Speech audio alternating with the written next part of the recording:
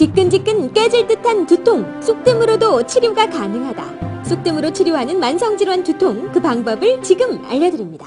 네, 정보톡 재미톡 시청자 여러분 안녕하세요. 무슨 일을 하다가 머리가 아프거나 두통이 갑자기 왔을 때 정말 아무 일도 못하게 되죠. 이 두통을 해결하는 그런 손쉬운 방법이 있다면 얼마나 좋을까요? 오늘 건강 쑥뜸방의 박교 원장님 모시고 이 대체의학 중에 한 분야인 쑥뜸을 관련해서 쑥뜸으로 어떻게 하면 이 두통을 치료할 수 있는지에 대해서 여러분들께 자세히 알려드리겠습니다. 원장님 안녕하세요. 네, 안녕하세요. 네, 저희가 2011년도에 이렇게 처음 만났는데요, 원장님. 감사합니다. 네, 2011년도 어떻게 보내실 계획이신지 각오나 이런 것들 한번 들어보고 싶어요, 원장님께. 저는 그래요. 뭐 큰 계획은 없어요. 네. 그냥 건강하게 무난하게 지내면 뭐 그러면 됐죠, 뭐. 그 2011년도가 신묘년이라고 하더라고요, 원장님. 네.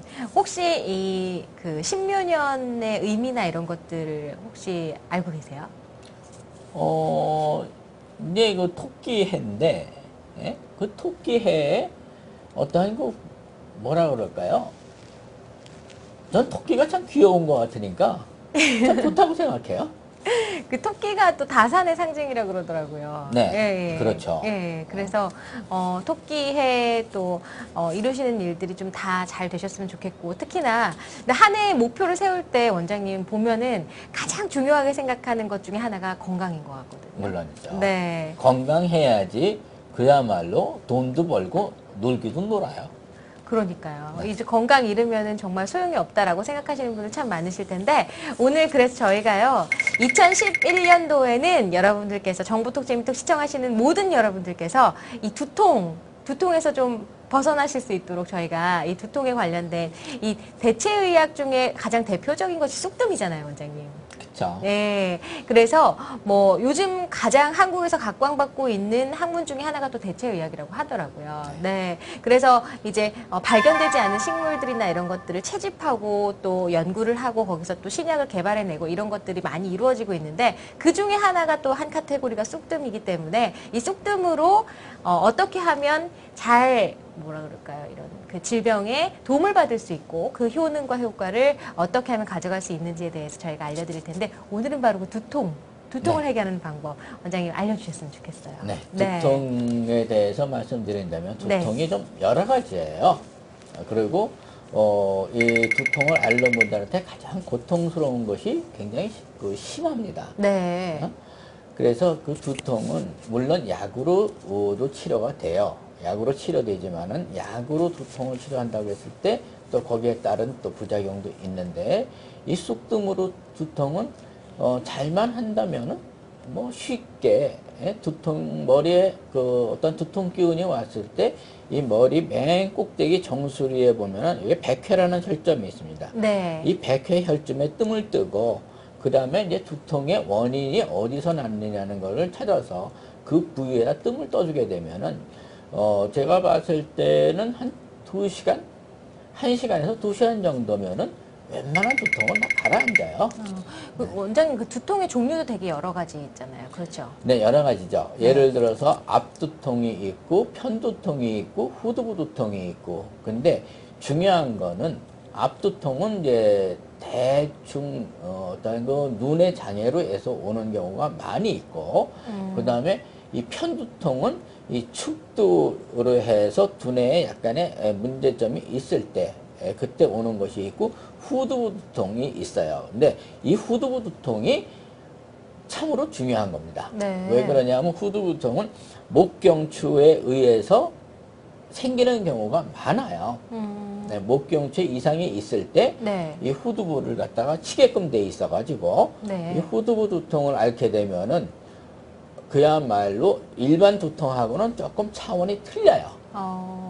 그 강도가 사실 두통 왜 1부터 10까지 이렇게 표현하라고 이야기하잖아요. 네. 그러면은 두통 뭐 한 5, 6 이 정도까지 올라가더라도 막 아프고 그런데 7, 8, 9 막 이렇게 올라가면 너무 막 두통 때문에 막 구토도 나고 너무 힘들어요. 심하죠. 네. 네, 구토도 나고 이 시야가 안 보이는 경우가 있어요. 시야가 안 보이는 경우까지 있나요? 네, 시야가 안 보입니다. 예를 들어서 이 안개 끼는 정도가 아니라 네. 전혀 안 보여요. 두통이 너무 심해서. 네, 심했을 때는. 네. 그럴 때는 빨리 어떤 걸 조치를 취하고 그래야죠. 주무세요. 이 두통이 올 때는 네. 가장 편리한 것이 주무시는 것이 제일 편리해요. 근데 물론 네. 심하게 왔을 땐 잠자기도 어려워요. 그렇죠. 네, 잠자기도 어렵지만은 그래도 잠을 주무시도록 하셔서 한두 시간 주무시면은 두통은 조금은 가라앉습니다. 그리고 뭐 조금 뭐 하면은 소염제 조금 잡수시면 되는 거고. 그 원장님 보면 특히 뭐 나이 드신 분들께서 두통을 호소하시는 것보다도 보면 이 젊은 층에서 뭐 20대, 30대 아니면 뭐 10대 아이들까지도 두통 때문에 머리 아프다라는 건 거의 뭐 이렇게 그냥 일상적으로 입에서 나오는 얘기 같아요. 그쵸. 그렇지 않나요? 네. 네.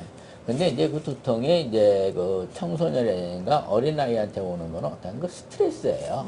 지 성질을 지가 못 이겼을 때 이제 두통 기운이 오는 거고, 또 학생 같은 경우에는 공부에 스트레스를 받았을 때 두통이 오고, 또 뭐 성인이라든가 어르신들 같으면은 여러 가지 그 질환이 많죠. 네. 그 질환에 따라서 이제 두통이 오는 거고, 더군다나 요새 같은 경우는 날씨가 추워지면 두통이 좀 심합니다. 기후의 네. 그 변화 때문에. 네. 그 이유는 어떤 것 때문에 그럴까요? 좀 몸이 움츠러들어서 그럴까요? 아니요, 몸이 움츠러드는 것이 아니라 네. 기압의 변화예요. 아. 네, 날씨가 이렇게 되면은 이 머리가 기압의 영향을 제일 많이 받아요. 네, 그래서 두통이 오는 경우가 많이 있어요. 네. 그래서 갑자기 찬바람을 갖다가 맞이한다던가 네네. 네, 이랬으면 두통이 옵니다. 아, 그렇군요. 원장님, 그러면 이제 그 수험생들 특히나 엄마들이 이제 시험 공부하거나 또 대학생들 또 학기말고사 얼마 전에 끝났지만 네. 이렇게 시험 때 머리 아파서 두통 때문에 고민하는 친구들 많이 있는데 집 안에서 이렇게 쉽게 좀 뭐 마사지나 이런 것들로 아니면은 뭐 뜸을 간단하게 떠서 좀 도움을 받을 수 있는 그런 방법들이 있을까요? 있죠. 네, 근데 어떤 게 뜸을 있을까요? 갖다가 네. 그럴 때는 뭐 어디 뜸 뜨는데 찾아갈 그러한 시간적인 여유가 없어요. 네. 그 시간적인 여유가 없으니까 뭐 집안에 뜸이 있다면은 네. 무조건 여기에 올려놓으세요. 백회에다가. 아, 네, 백회에 올려놓으시고서 한 시간 정도 있으면은, 그리고 잠깐 약 1시간 정도 자면은 네. 없어져요. 두통이요. 지금 뭐 들으셨을 때 아니면 마사지 방법은 있을까요? 두통. 마사지 방법도 있죠. 네. 근데 두통이 왔을 때 마사지를 한다면은 이 목경추에서 이 머리 쪽을 마사지를 해줘야 되는데, 네. 그 마사지만 잘만 해도 두통은 풀어질 수는 있어요. 그리고 이 머리를 좀 따뜻하게 해주면은 두통이 좀 풀어져요. 그렇군요. 네. 예를 들어서 네. 이 머리 쪽에다 핫팩을 한다던가 아니면은 이 머리 쪽에 원적 개선을 좀 쏘인다던가 이러면은 두통은 가라앉습니다. 아, 그렇군요. 여러분들 그 두통 때문에 고민하시는 분들 참 많이 계실 것 같고, 어떤 분들은 또 이러신 분들 계세요. 나 두통약은 안 먹을래라고 생각하고, 그리고 나서 좀 어떻게 좀 치료가 되지 않을까라고 생각하시는 분들도 많이 계시잖아요. 그런 분들께 도움이 많이 되셨을 것 같고요. 그리고 저희가 이 쑥뜸을 가지고 이야기를 계속 나누고 있기 때문에 여러분들께서 이 쑥뜸으로 어떤 것들이 치료가 될까 궁금해 하시는 분들 많이 계시거든요. 네. 무척 많아요. 뭐 숫자로는 엄청 많아요. 네, 저희가 그래서 다음 시간에는 아까 말씀하신 이 두통을 유발시키는 이 목경추 관련해서 네, 목경추의 통증이나 이런 그 결림 현상에 대해서 여러분들께 자세하게 또 알려드릴게요. 원장님 오늘 이 시간 너무 감사드리고요. 다음 이 시간에 뵙도록 할게요. 네, 감사합니다. 감사합니다.